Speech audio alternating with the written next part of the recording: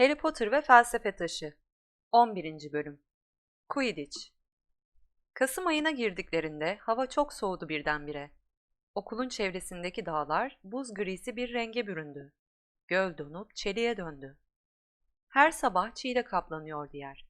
Üst katların pencerelerinden Hagrid'in, sırtında upuzun bir köstebek derisi palto, ellerinde tavşan kürkünden eldivenler, ayaklarında da kunduz derisinden kocaman çizmelerle Quidditch alanındaki süpürgelerin buzlarını çözdüğü görülebiliyordu. Quidditch mevsimi başlamıştı. Harry haftalarca çalışmadan sonra cumartesi günü ilk maçına çıkacaktı. Gryffindor'la Slytherin arasındaydı maç. Gryffindor kazanırsa şampiyonluk yarışında 2. sıraya yükselecekti. Kimse oynadığını görmemişti Harry'nin. Voodoo'nu gizli bir silah olarak saklamayı düşünmüştü. Ama onun arayıcı olarak oynayacağı haberi bütün okula yayılmıştı. Harry harika bir maç çıkaracağını söyleyenlere mi inansın, yoksa ellerinde şilteyle onun tam altında koşup duracaklarını söyleyenlere mi kulak versin bilemiyordu. Harry'nin artık Hermione ile arkadaşlık etmesi büyük şanstı doğrusu. Boş vakitlerini Wood'un Quidditch çalıştırmasıyla geçiriyordu. Hermione olmasaydı bütün o ödevlerin altından nasıl kalkardı?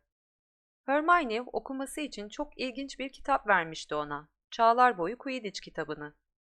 Harry Quidditch'te 700 faul türü olduğunu, bunların hepsinin de 1473'teki bir Dünya Kupası maçında yapıldığını, arayıcıların genellikle en küçük, en hızlı oyuncular arasından seçildiğini, en ciddi kazaların onların başına geldiğini, Quidditch takımlarında yer alanların oyun sırasında pek ölmediklerini ama bazı hakemlerin kayıplara karıştıklarını, aylar sonra da büyük sahrada ortaya çıktıklarını öğrendi. Hermione, Harry ile Ron kendisini o dağ ifritinin elinden kurtardıkları günden sonra kuralları bozmak konusunda biraz yumuşamıştı. Şimdi çok daha şirin bir kızdı. Harry'nin ilk Quidditch maçından bir gün önce ders arasında Ron'u da yanlarına alıp buz gibi bahçeye çıktılar. Hermione bir reçel kavanozuna koyup yanlarında taşıyabilecekleri masmavi bir ateş yaratmıştı. Sırtlarını kavanoza vermiş ısınırlarken Snape çıka geldi. Harry Snape'in topalladığını gördü. Üç arkadaş ateşi gizlemek için birbirlerine sokuldular. Böyle bir şeye izin verilmiyordu herhalde. Ama Snape onların suçlu bakışlarını fark etti. Topallayarak yaklaştı. Ateşi görmemişti ama bir bahane uydurup oradan çekip gitmelerini söyleyecekti besbelli. "O elindeki nedir Potter?" Çağlar Boyu Quidditch'ti. Harry gösterdi. "Kitaplıktan aldıklarınızı okul dışına çıkaramazsınız," dedi Snape. "Ver şunu bana. Gryffindor'dan 5 puan sildim." Snape topallaya topallaya uzaklaşırken, "Bu kuralı şimdi uydurdu," dedi Harry öfkeyle. "Bacağına ne oldu acaba?" Ron acı acı, "Bilmem," diye homurdandı. "Umarım canını adam akıllı yakıyordur." O akşam Gryffindorların ortak salonu çok kalabalıktı. Harry, Ron, Hermione bir pencerenin önünde birlikte oturuyorlardı. Hermione, Harry ile Ron'un tılsım ödevlerini gözden geçiriyordu. Kopya çekmelerine hiç izin vermezdi. "Kopya çekerseniz nasıl öğrenirsiniz?" Ama bir kere baştan sona okuyup onlara yanlışlarını gösterirdi. Harry tedirgindi. Aklını ertesi günkü maçtan başka bir şeye verebilmek için Çağlar Boyu Quidditch'i geri almak istiyordu. Snape'ten niye korkacaktı ki? Ayağa kalktı, Snape'e gidip kitabı isteyeceğini söyledi Ron'la Hermione'ye. "Kafayı mı yedin sen?" dedi ikisi birden. Ama Harry'nin bir fikri vardı. Başka öğretmenlerin yanında Snape'in buna karşı çıkamayacağını sanıyordu. Öğretmenler odasına gidip kapıya vurdu. Yanıt gelmedi. Bir daha vurdu, boşuna. Belki de Snape orada bırakmıştı kitabı. Denemeye değerdi. Kapıyı araladı, içeriye bir göz attı. Göz atar atmaz da korkunç bir manzarayla karşılaştı. Snape ile Filch içerideydiler, başka kimse yoktu. Snape cübbesini dizlerinin üstüne çekmişti. Bacaklarından biri kan içindeydi. Paramparça olmuştu neredeyse. Filch Snape'e sargı uzatıyordu. "Lanet olasıca," diyordu Snape. "Üçünü birden aynı anda göz altında nasıl tutabilirsin ki?" Harry sessizce kapıyı kapatmaya çalıştı ama "Potter!" Snape bacaklarını örtmek için cübbesini indirdi hemen. Yüzü öfkeden kırış kırış olmuştu. Harry yutkundu. Acaba kitabımı geri alabilir miyim diyordum. Çık dışarı! Dışarı! Harry Snape'in Gryffindor'dan puan silmesine fırsat vermeden çıktı. Yukarı koştu. Yanlarına varınca Ron, "Oldun mu?" diye sordu. "Ne oldu?" Harry gördüklerini anlattı fısıltıyla. Soluğu tıkanarak, "Bu ne demek biliyor musunuz?" diye bağladı sözlerini. Cadılar Bayramı'nda 3 başlı köpeğin yanına gitmiş. Onu gördüğümüzde oraya gidiyordu demek. Köpeğin koruduğu her neyse onu ele geçirmeye çalışıyor. Süpürgeme bahse girerim ki kargaşa yaratmak için ifriti de o aldı içeri. Hermione'nin gözleri fal taşı gibi açıldı. "Hayır, yapamaz bunu," dedi. "Biliyorum, pek iyi biri değil ama Dumbledore'un sakladığı bir şeyi de çalmaya kalkışamaz." Ron, "Hermione," diye atıldı. "Sen de bütün öğretmenleri melek sanıyorsun. Harry doğru söylüyor. Snape'e hiç mi hiç güven olmaz. Ama neyin peşinde acaba? Köpek neyin bekçiliğini yapıyor?" Harry yatağa giderken kafasında aynı soru çınlıyordu. Neville horul horul uyuyordu. Ama gözünü bile kırpamadı Harry. Kafasını boşaltmaya çalıştı. Uyuması gerekiyordu. Mutlaka uyumalıydı. Birkaç saat sonra ilk Quidditch maçına çıkacaktı çünkü. Ama bacağını gördüğü anda Snape'in gözlerinde beliren o bakışı unutmak kolay değildi. Ertesi sabah hava pırıl pırıldı ama soğuktu. Büyük salonu mis gibi kızarmış sosis kokusu sarmıştı. Herkes o günkü Quidditch maçından söz ediyordu. "Kahvaltı etmen gerek." "Canım bir şey istemiyor." Hermione, "Bir dilim kızarmış ekmek ye hiç olmazsa," dedi. "Aç değilim." Çok korkuyordu Harry. 1 saat sonra Quidditch alanında olacaktı. "Harry," dedi Seamus Finnegan. "Güçlü olman gerek. Karşı takım oyuncuları arayıcıları kovalar hep." Harry Seamus'un sosislere ketçap boca edişine bakarak "Sağ ol," dedi. Saat 11'e geldiğinde bütün okul Quidditch alanını çevreleyen sıraları doldurmuştu. Öğrencilerin çoğunun elinde dürbün vardı. Sıralar epey yüksekteydi gerçi. Yine de bazen maçı izlemek güçleşiyordu. Ron'la Hermione üst sırada oturan Neville, Seamus ve West Ham taraftarı Dean'in yanına çöktüler.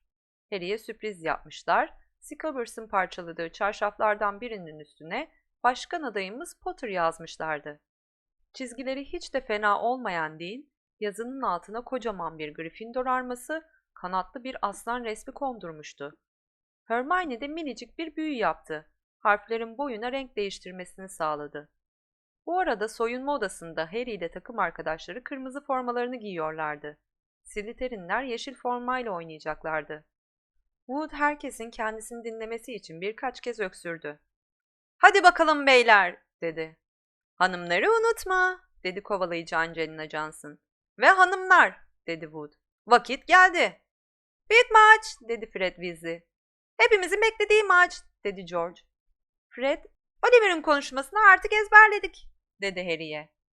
"Geçen yıl da takımdaydık." "Siz ikiniz kapayın çenenizi," dedi Wood. "Gryffindor takımı yıllardır hiç bu kadar güçlü olmamıştı. Kazanacağız biliyorum."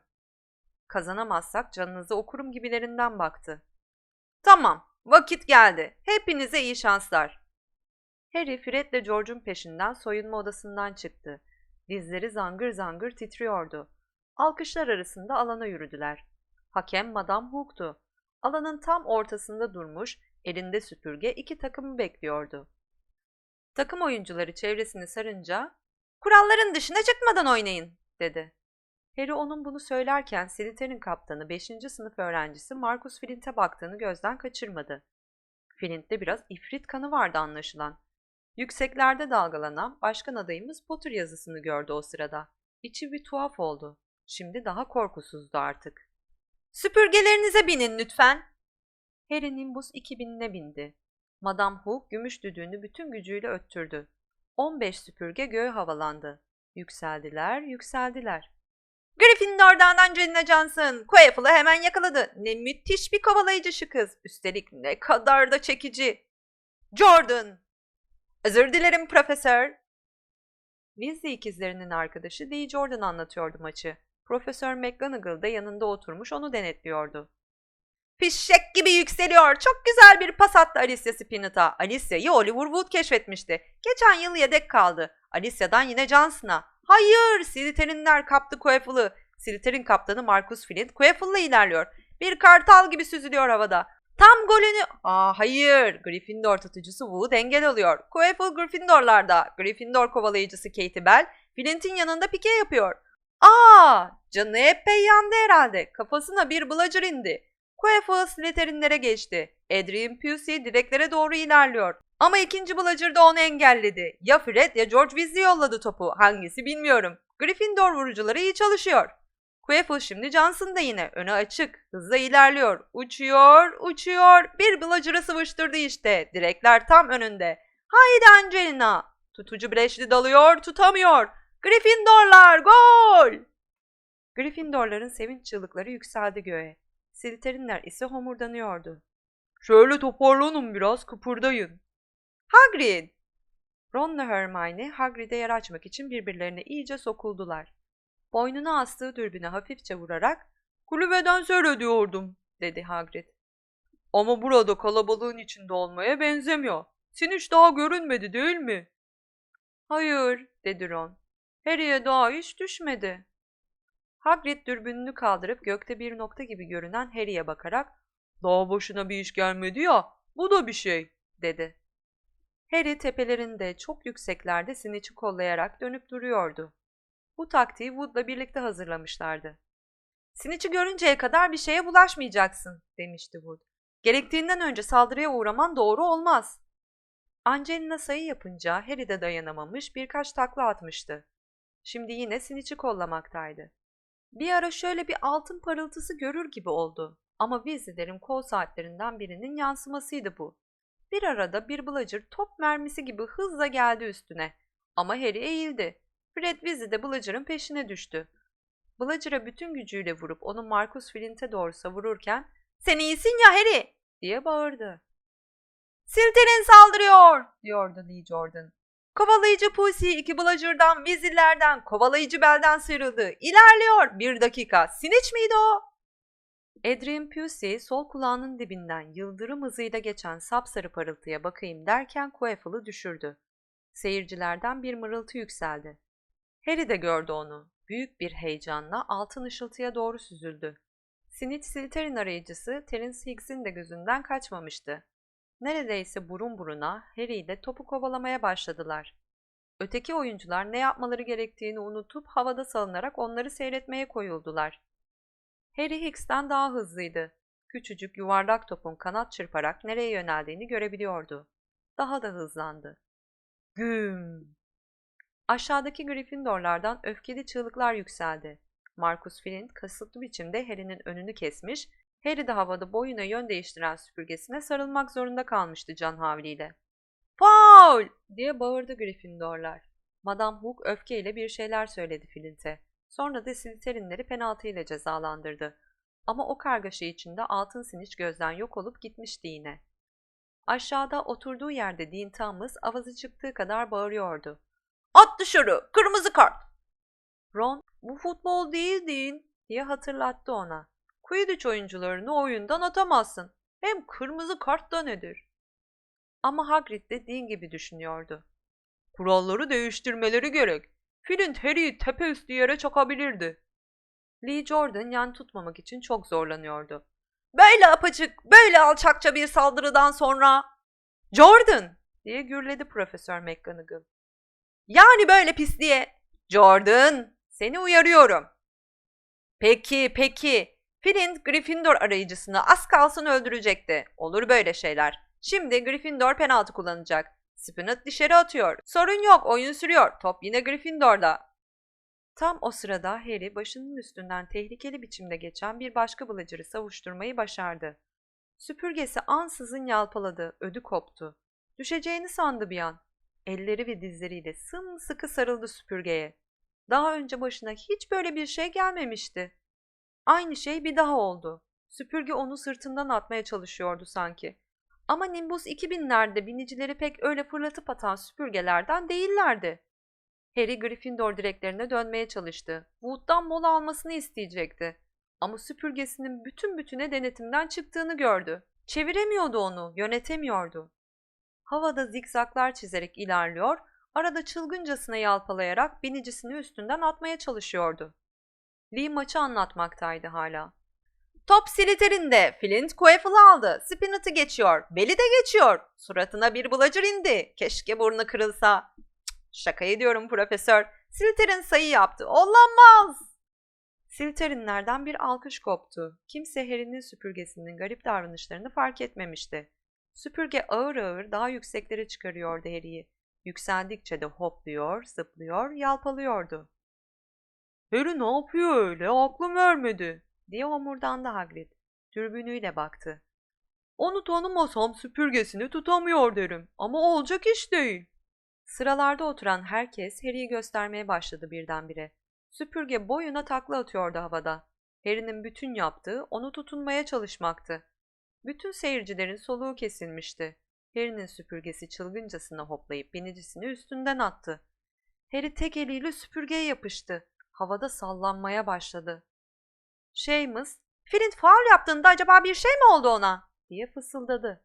Titrek bir sesle, "Olamaz," dedi Hagrid. "Süpürgeleri kara büyüden başka hiçbir şey etkileyemez. Hiçbir çocuk bir Nimbus 2000'e böyle bir şey yapamaz." Bu sözler üzerine Hermione dürbününü aldı Hagrid'in. Ama yukarıya, Harry'e bakacağına deli gibi kalabalığı taramaya başladı. "Ne yapıyorsun?" diye inledi Ron. Beti benze atmıştı. Hermione, "Biliyordum," dedi soluk soluğa. "Snape bak!" Ron dürbünü aldı. Snape tam karşılarındaki bölümün ortasındaydı. Gözlerini Harry'e dikmiş, soluk bile almadan bir şeyler mırıldanıyordu boyuna. "Bir şey yapıyor, süpürgeyi büyülüyor," dedi Hermione. "Ne yapacağız?" "Bana bırak." Ron'un tek kelime daha söylemesine fırsat vermeden ortalıktan yok oluverdi Hermione. Ron dürbünü Harry'e çevirdi yine. Süpürge öylesine sarsılıyordu ki Harry'nin daha fazla tutunması olanaksızdı. Bütün seyirciler ayağa kalkmış, Weasley kardeşlerin Harry'yi kurtarmaya gidişlerini seyrediyordu dehşet içinde. Onu kendi süpürgelerine almaya çalışıyordu Weasley kardeşler. Ama onlar yaklaştıkça Harry'nin süpürgesi daha da yükseliyordu. Weasley kardeşler alçalıp onun altında çember çizerek dönmeye koyuldular. Düşecek olursa onu tutmaya çalışacaklardı. Bu arada kimse farkına varmadan Marcus Flint Quaffle'ı alıp 5 kere sayı yaptı. Ron çaresizlik içinde "Hadi sen Hermione," diye mırıldandı. Hermione kalabalığı yararak Snape'in oturduğu bölüme gitmişti. Şimdi onun arkasındaki sırada koşuyordu. Profesör Quirrell'ı tepeüstü ön sıraya devirince özür dileme gereğini bile duymadı. Snape'in yanına varınca çömeldi, asasını çıkarıp iyi seçilmiş birkaç sözcük mırıldandı. Masmavi alevler fırladı asasından. Snape'in cübbesinin eteğini sardı. Snape'in tutuştuğunu fark etmesi için 30 saniye kadar geçti. Onun çığlığı bastığını görünce başarılı olduğunu anladı Hermione.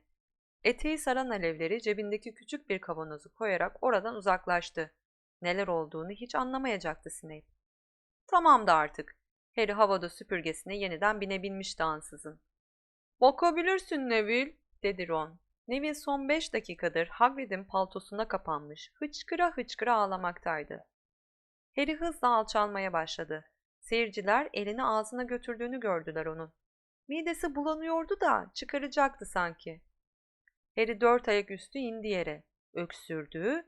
Sonra altın bir şey düştü eline. Onu havaya kaldırarak "Snitch'i yakaladım!" diye bağırdı. Maç da herkesin şaşkınlığı içinde sona erdi. Flint 20 dakika sonra bile "Onu yakalamadı ki, az kalsın yutuyordu," diye uluyordu. Ama bir yararı yoktu bunun. Harry kuralların dışına çıkmamıştı. Lee Jordan da mutluluk içinde sonuca haykırıyordu. Gryffindor 170'e 60 kazanmıştı. Harry hiçbirini duymadı bunların. Hagrid'in kulübesinde Ron ve Hermione ile demli bir çay içiyordu. "Snape'in başının altından çıktı," diyordu Ron. "Hermione de ben de gördük. Süpürgeni lanetliyordu. Boyuna mırıldanıyordu. Gözlerini sana dikmişti."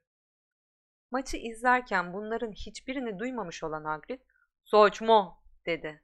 "Snape niye böyle bir şey yapsın?"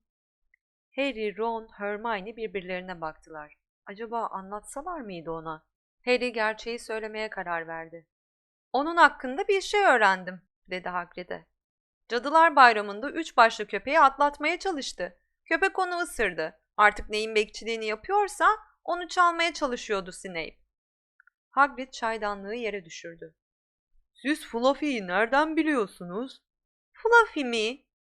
Evet, benimdir. Geçen yıl birhanede tanıdığım bir Yunan'dan aldımdı. Dumbledore'a verdim. Bekçiliğini yapsın diye. Harry merakla, neyin bekçiliğini? Diye sordu.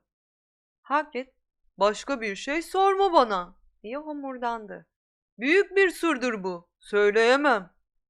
Ama Snape çalmaya çalışıyordu onu. Hagrid, saçma, dedi yine. Snape Hogwarts öğretmenlerinden biri. Böyle bir şey yapmaz. Hermione, peki neden Harry'i öldürmeye çalıştı öyleyse? Diye bağırdı. O gün öğleden sonra olanlar Snape hakkındaki bütün düşüncelerini değiştirmişti anlaşılan. Bir uğursuzluk büyüsü gördüm mü hemen anlarım Hagrid. Bu konuda yazılmış her şeyi okudum. Büyü yaptığın şeye dimdik bakman gerek. Snape gözlerini bile kırpmıyordu. Gördüm onu. Hagrid öfkeyle "Yanılıyorsunuz diyorum size!"